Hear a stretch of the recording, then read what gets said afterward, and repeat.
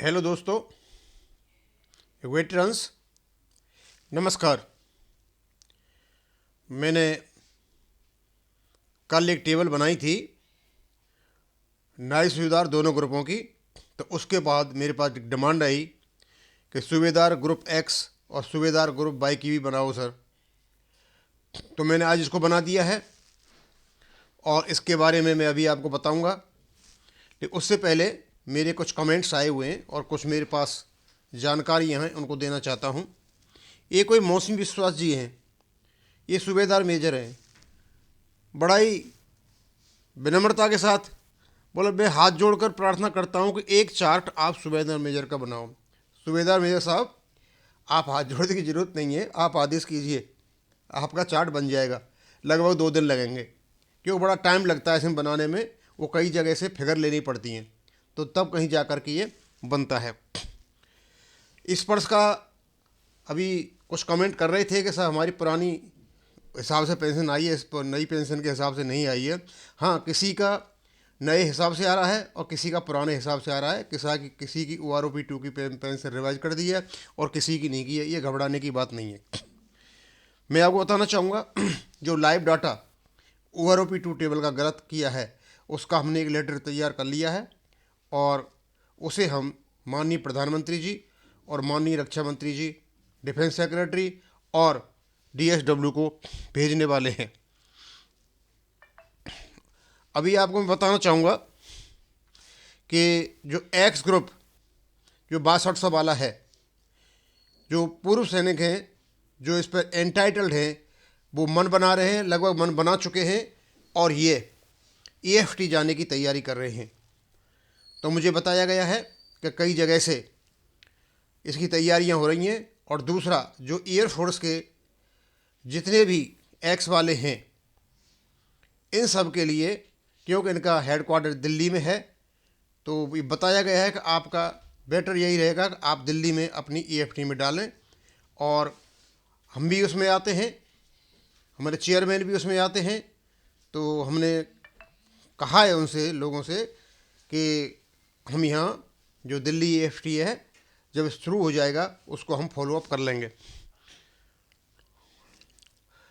और जो live data का जो प्रॉब्लम आ रही है, जो AFVI है, ये विचार कर रही है वकीलों के साथ मिल करके कि कैसे इसका केस कोर्ट में किया जाए।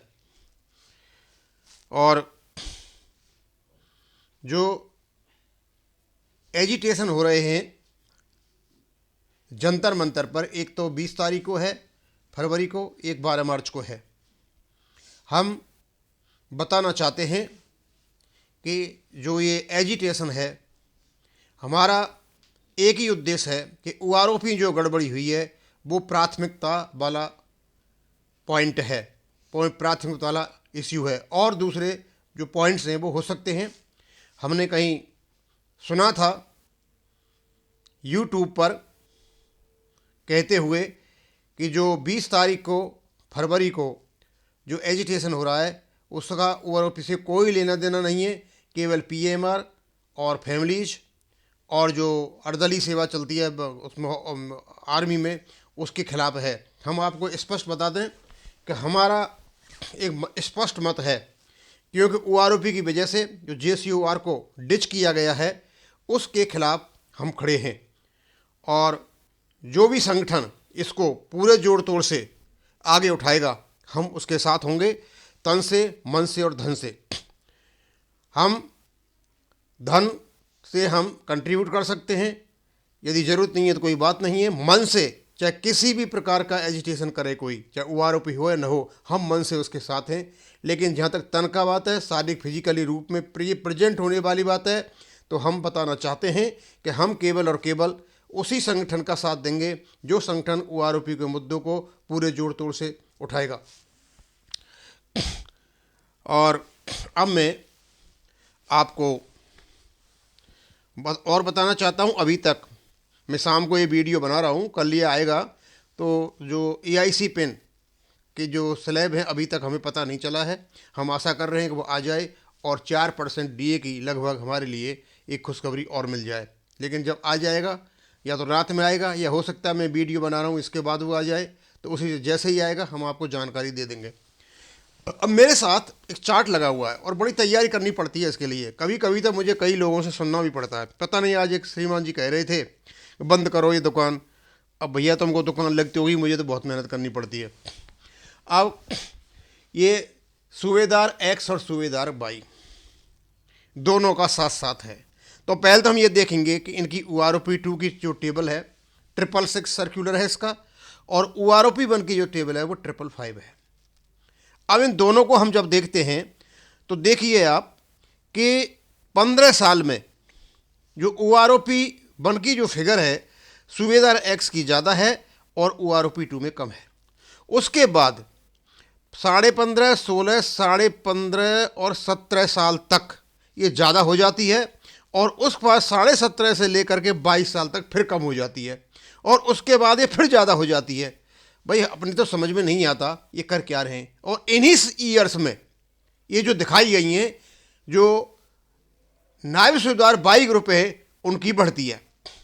अब अभी हम देखेंगे कि UROP2 में जो सूबेदार ग्रुप वाई का है 666 सर्कुलर और 555 सर्कुलर, इनकी UROP1 में पूरी की पूरी 15 साल से लेकर के 30 साल तक ज़्यादा पेंशन है और UROP2 में कम पेंशन है। अब मैं समझ नहीं पा रहा, भाई जब तुम एक्स की पेंशन बढ़ रही है, 3% का इंक्रीमेंट भी उनके ऊपर है, तो क्लीन बोल्ड इनको सूबेदार जो वाई ग्रुप है इनको क्यों कर दिया? चलो इसमें तो तुम कहीं कहीं बढ़ा रहे हो कहीं घटा रहे हो, तो उनका भी ऐसे ही होना चाहिए था।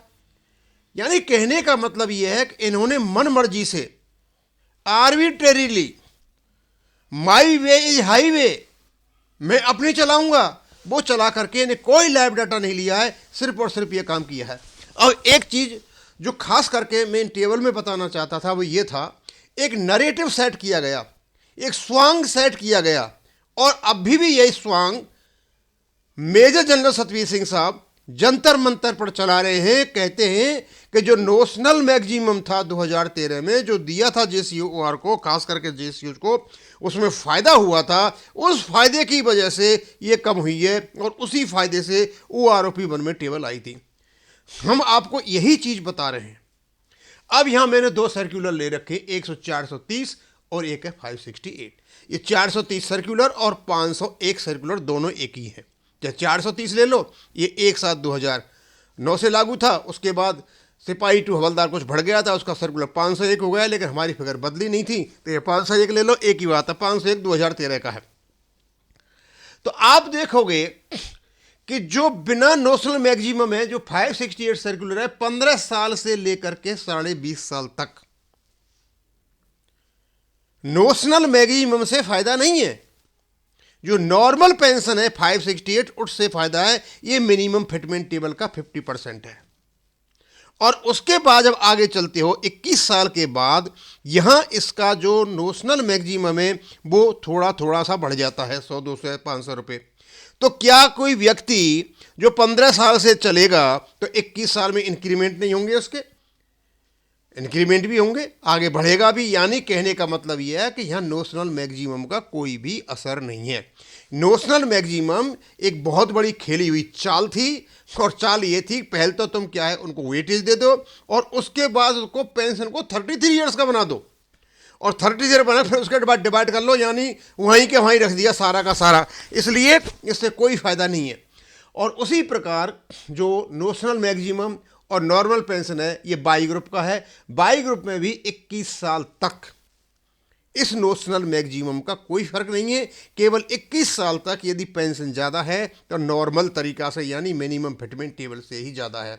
और मैंने आपको बताया था कि मिनिमम फिटमेंट टेबल जो 5वां वेतन आयोग था उसके निचले पायदान से बने थे, उसमें 1.86 मल्टीप्लाई किया था, उसके बाद में उसको ग्रेड पे जोड़ा गया था, उसके बाद में उसको MSP जोड़ा गया था, और जितना जुड़ा था उसका आधा करके ये मिनिमम फिटमेंट टेबल बन गया था।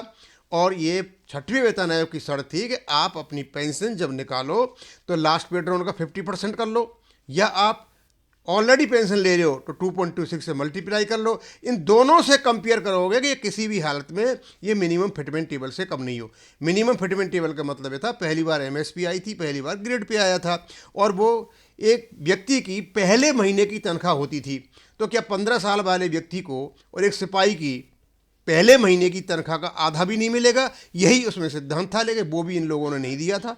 वो भी 33 ईयर का साल कर दिया। कोर्ट में केस हुआ डीलिंकिंग के नाम से, और वो ये मिला। सारा का सारा खेल अंदर रचा गया है।